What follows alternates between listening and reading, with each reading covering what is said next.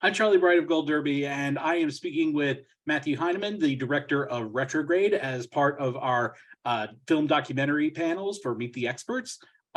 First question I wanted to ask you about this is, this when you watch this documentary, there's so much that it is so that's so evident that you went through in making this.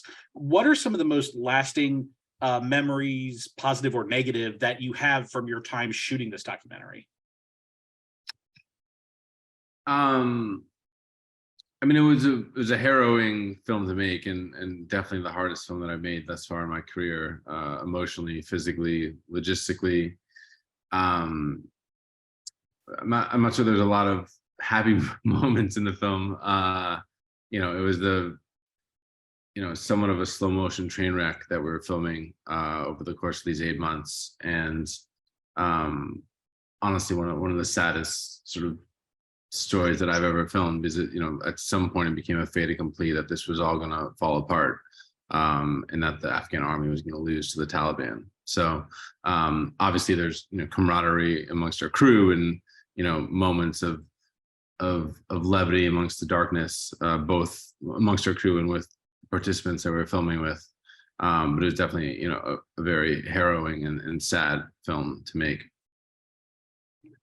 So I think one of the things that's so that's so impressive about this is, how are you able to get access to these high level military personnel at such a dangerous time for them?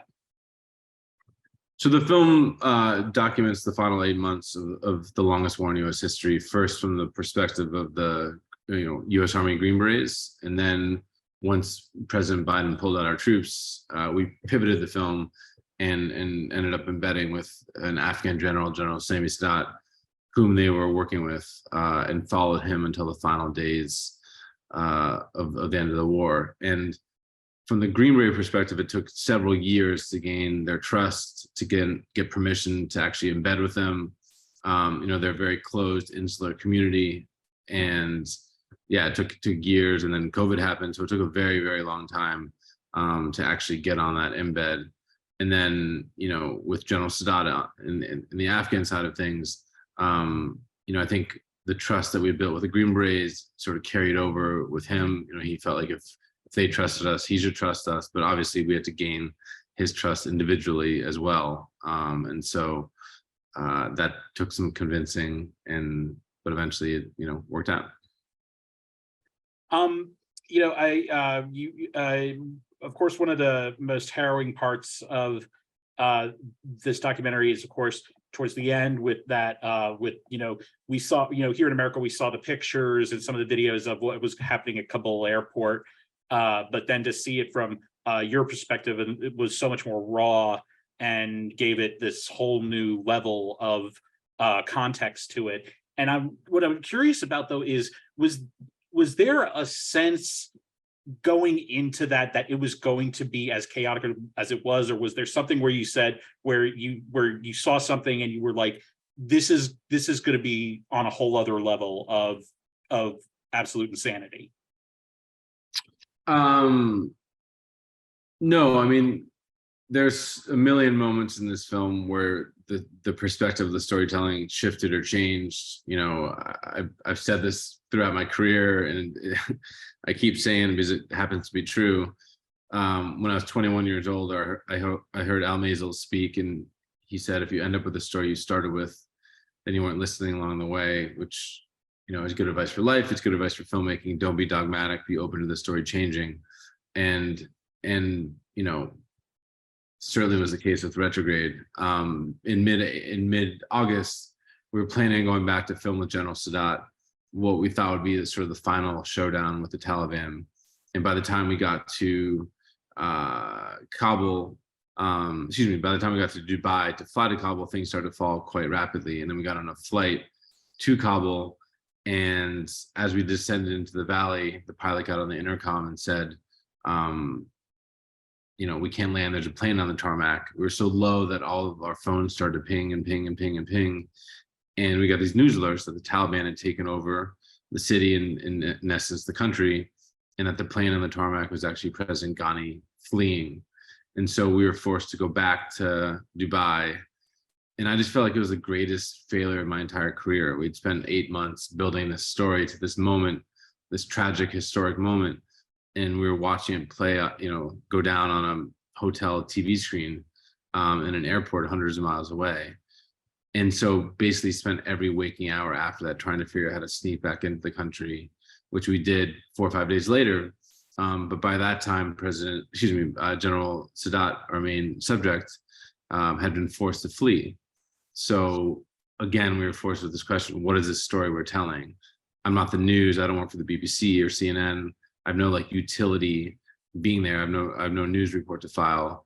And so, with every failure comes an opportunity. With every door that closes, a door opens. And what this did for us was allow us to open up the metaphorical aperture of the storytelling, to see the civilians that the Green Berets have been fighting for, to see the civilians that General Sadat had been fighting for, and really humanize this tragic, horrible final chapter of this war, and the desperate exodus of the civilians, many of whom had worked with the U.S. over these past 2 decades, who knew what their fate, and what the future held, as they desperately tried to flee. Do you find it difficult to be, this might not be the right word to use, and feel free to criticize me if it's not the right word to use, but do you find it difficult to be, objective about the material that you're filming when you are confronted by so much just emotion and tragedy as you're trying to film? I think most of what I do is quite instinctual. I'm not cerebralizing, if that's a word, objectivity or subjectivity. I think anyone who pretends that they're making a documentary in an objective way is, telling falsehoods. Anytime you turn on the camera, anytime you change lenses, and anytime you push a button in the edit room, you're injecting subjectivity into the process. And so, I don't pretend that I'm doing anything objective. It's a subjective. Art is subjective. Making movies is subjective. Making documentaries is subjective. And that being said, you try to, at least I try to, get to an emotional truth of the moment, of the scene, of the day, or whatever it may be. And I think it's something I say all the time in the edit room, is let the audience feel what it felt like to be there. Let's let the audience feel what it felt like to be in a helicopter being shot at by the Taliban, in a meeting as General Sadat is trying to confront the Taliban surrounding them, what it's like to be at the airport. What did it feel like? What did the wind feel like? What did it smell like? So as you start to think about those questions, you really try to put people in the shoes of your participants, and in doing so, hopefully creating, a little bit more of an empathetic connection with these issues that feel so distant and feel so far away, and allow audiences to sort of think about, what if that was me, or what if that's my cousin or my brother or my sister, and again, making them not feel so distant. Do you believe that there's any hope for the for the Afghan people with their current situation under the Taliban, or is it just kind of just sort of stuck there? I get the hope question all the time. I think it's human nature to try to want to find hope in darkness, but I don't have a lot of hope right now, to be honest. I mean, the film is titled Retrograde. Retrograde is a military term for leaving a war zone. Obviously, retrograde also means many things. It means moving backwards. And we are where we started when the Twin Towers fell 20 years ago. Girls can't go to school. Women can't go outside without their faces covered. All the sort of human rights advances that happened over the past 2 decades have been eradicated.